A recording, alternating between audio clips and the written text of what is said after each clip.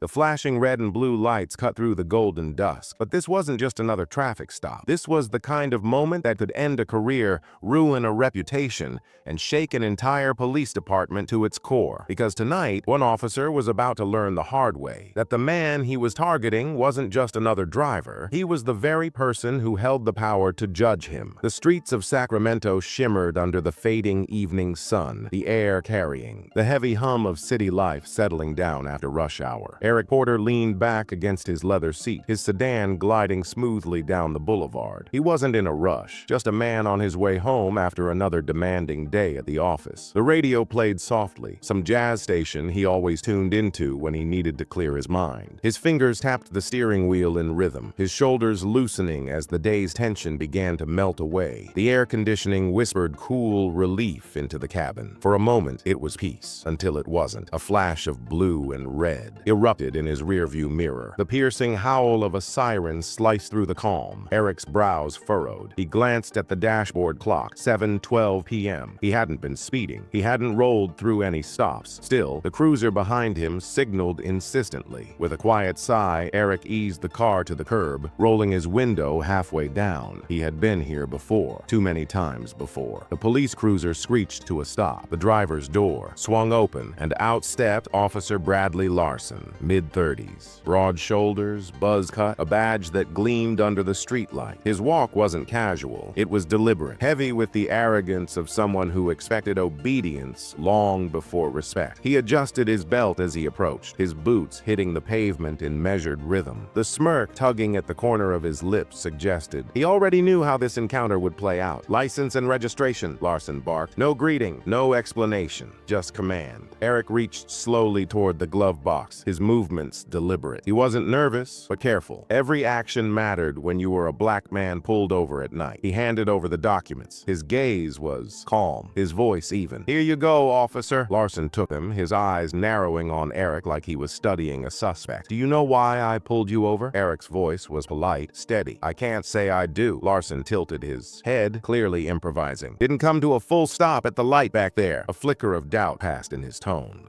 as though even he wasn't convinced of his own story. Eric gave a slow nod. "I thought I slowed in time, but I understand. That should have been the end. A warning, maybe a ticket, nothing more." But Larson didn't move. He lingered. His body language shifted. His jaw tightened. This wasn't about traffic anymore. Eric could feel it. The heat of suspicion, the weight of unspoken bias. He kept his composure, his voice calm, his posture unthreatening. But inside, he was already preparing. Larson leaned in, one hand resting on the car door. His tone sharpened. "Where are you headed in such a hurry?" "Home," Eric replied. His voice was steady, but there was steel underneath. Larson's smirk widened. He wasn't looking for answers. He was looking for dominance. The silence stretched. The air thickened. Then Larson made his move. "Step out of the car." Eric's fingers tightened briefly on the steering wheel. He didn't flinch, didn't argue. Instead, he asked evenly, "Is there a specific reason for that, officer?" Larson's lips twitched, then hardened. "Don't make this harder than it has to be. Out now." For a long moment, Eric simply breathed. Then, with quiet control, he opened the door and stepped out. The officer looked him up and down, taking in the tailored suit, the polished shoes,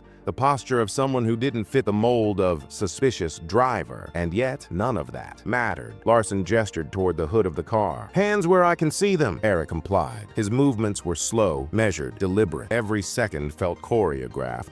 Not by fear, but by restraint. Larson circled him like a predator testing its prey. "We've had incidents around here," he said vaguely. "You can never be too careful." Eric's eyes flicked toward him, calm but piercing. "Incidents involving men in business suits driving sedans? Or does this have more to do with something else?" The question hit its mark. Larson froze for half a second. His jaw clenched. His hand drifted toward his belt. Reflex, not necessity. "Watch your tone," he snapped. Eric's voice didn't rise. It didn't waver. "I'm simply asking a question. Transparency, you know." Larson's eyes darkened. He stepped closer, his boots crunching against the asphalt. "Turn around. Hands on the hood." Eric hesitated, just for a fraction of a second. His expression didn't change, but something unreadable flickered behind his his eyes. Then he complied, his palms pressing flat against the metal, still warm from the sun. The officer's hands swept over him, rough, deliberate, invasive. It wasn't a search for weapons. It was a test, a provocation, an attempt to remind Eric who was in control. But Eric didn't flinch, didn't shift, didn't so much as breathe harder. Larson stepped back with a frustrated grunt. "You're clean." Eric straightened, his expression calm. "Of course I am." But the officer wasn't ready to end it there. His voice rose slightly, tinged with irritation. "You seem awfully confident, like you think you know how this is gonna go." Eric turned his head, locking eyes with him. His voice was sharp but quiet. "Confidence isn't the issue, officer. Respect is." The words landed heavy. Larson's composure cracked. His eyes narrowed. For the first time, he looked unsettled. "People like you," he muttered under his breath before cutting himself short. Eric caught it instantly. His eyes sharpened, his voice lowered, almost a whisper. "People like me?" Larson bristled, suddenly defensive. "You know what I mean?" "No," Eric said softly, his calmness razor-edged. "I think we both know exactly what you mean." The silence that followed was electric. The officer shifted, visibly uncomfortable, while Eric remained still, grounded, unshaken. And then, breaking the heavy quiet, Eric said the words that would flip the entire power dynamic on its head. "Officer, I think it's time you know who I am. Do you think Officer Larson was being fair here?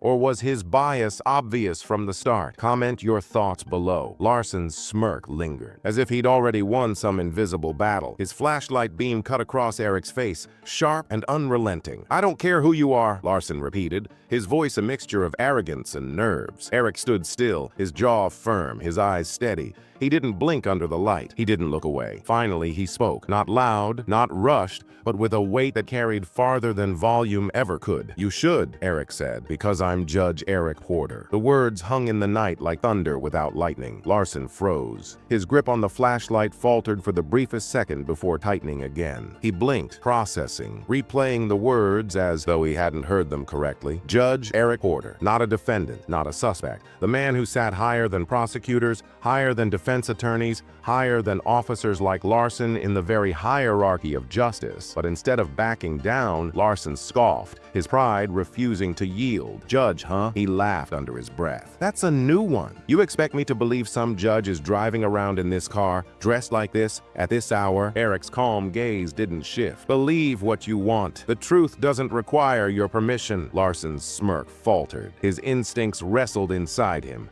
one screaming that he was losing control, the other urging him to push harder. Pride was a dangerous leash, and it was pulling him deeper into a hole he couldn't climb out of. "Even if you were a judge," Larson sneered. "Out here, on this street, I'm the one in charge." Eric tilted his head slightly, studying him the way a teacher studies a defiant student. "That's exactly the problem." The officer's jaw tightened, his face flushed hot with anger. For him, this wasn't just another stop anymore. It was a test of authority, a challenge to his dominance, and he wasn't about to lose. Minutes dragged. Passers-by slowed, their curious glances catching on the flashing lights and tense standoff. A couple whispered from the sidewalk. A man across the street lingered, phone in hand, unsure whether to start recording. Larson noticed. His grip tightened on the flashlight, frustration boiling. "Get back in your car," he snapped at Eric. "We're not done here." Eric didn't move. His voice sharpened. "You're right. We're not done here, but not the way you think." Before Larson could reply, Eric reached calmly into his inner jacket pocket. The officer's hand shot to his holster. "Easy!" Larson barked. Eric's hand froze mid-motion, his voice steady. "I'm reaching for my ID. Nothing more." The tension was razor thin. Slowly, deliberately, Eric pulled out a slim leather wallet and flipped it open. The gold seal gleamed beneath the streetlight,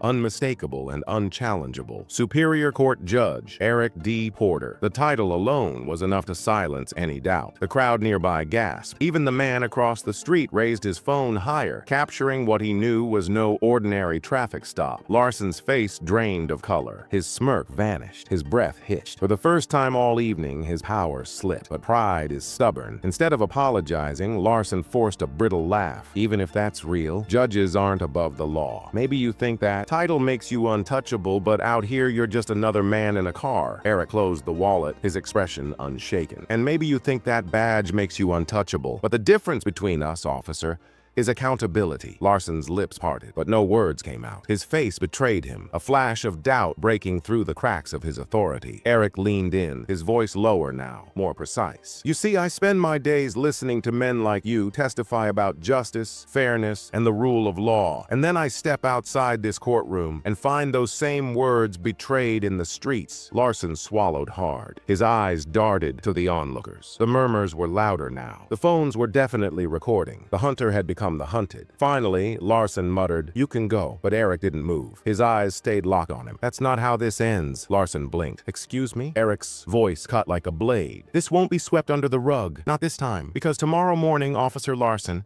I'll be seeing you in my courtroom." The officer's face went pale. His body stiffened. For the first time all evening, his hands trembled. The crowd erupted in whispers. The man with the phone shook his head in disbelief. The dynamic had shifted completely. The officer wasn't in control anymore. He was the one about to be judged. Eric stepped back, his tone final, sharp as a gavel strike. "Now you may dismiss yourself." Larson stood frozen, his pride collapsing under the weight of inevitability. Slowly, reluctantly, he stepped away from the car. His flashlight beam lowered. His voice failed him. Eric slipped back into his sedan, the leather seat welcoming him like an old ally. He started the engine, the low hum steady, confident, unshaken. The lights of the cruiser still flashed, but the power behind them had gone dark. As Eric pulled away, one thought lingered in the air, unspoken but undeniable. Tomorrow, this officer wouldn't just face another traffic stop. He would face justice. What would you have done in Judge Porter's shoes? Stayed calm like him or confronted the officer more directly? The next morning,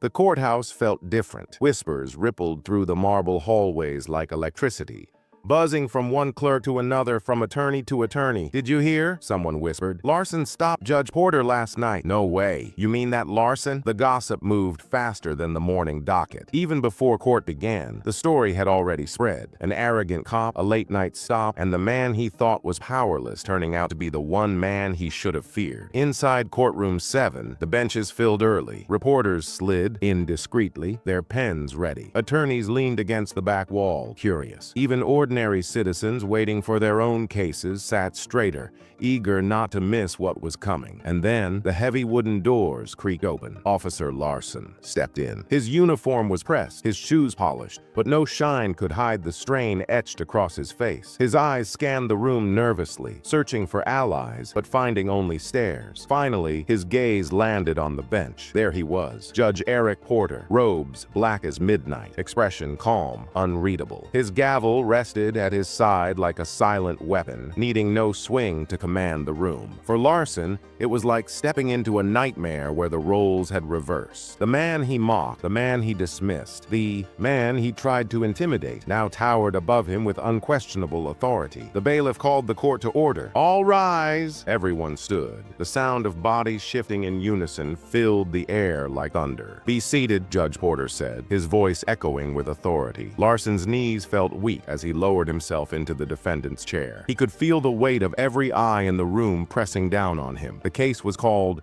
State versus Officer Daniel Larson. Charges: misconduct, abuse of power, violation of rights. The prosecutor rose, crisp and ready. "Your Honor, the evidence will show that the defendant, Officer Larson, acted with prejudice and arrogance in direct violation of the principles he swore to uphold. This was not a misunderstanding. This was a choice." Larson shifted uncomfortably. His attorney whispered at his side, but his eyes were locked on the judge. And then came the moment everyone had waited for. "Defense may respond," Judge Porter said. Larson's lawyer stood, voice smooth. "Your Honor, this was a routine traffic stop gone slightly off course. My client acted within reason. Surely we're not going to—" "Stop." The word was quiet, calm, but it silenced the courtroom instantly. Judge Porter's gaze didn't move to the lawyer. It stayed on Larson. "Officer Larson," he said, his tone sharp but steady. "Do you remember what you told me last night?" Larson's mouth went dry. His hands twitched on the table. "You said," Judge Porter continued, his voice slicing the silence, "out here, I'm the one in charge." Gasps rippled through the courtroom. Larson's lawyer shifted uncomfortably,